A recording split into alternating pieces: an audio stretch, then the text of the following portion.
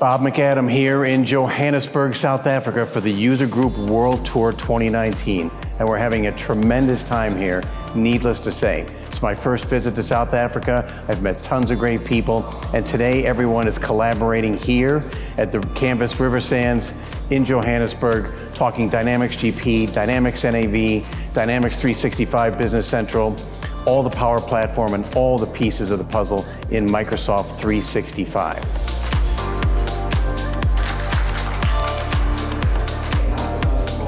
Dynamics 365 continues to grow and grow both worldwide as well as here locally in Africa.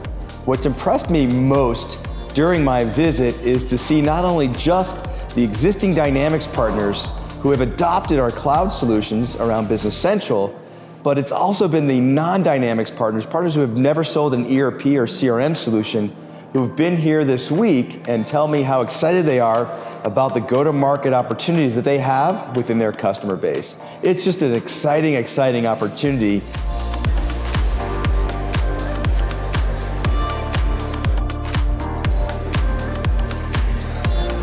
For us as a CSP distributor and a sponsor of this event, it's been a great experience, especially having deep pool of resources from Microsoft join us for this event.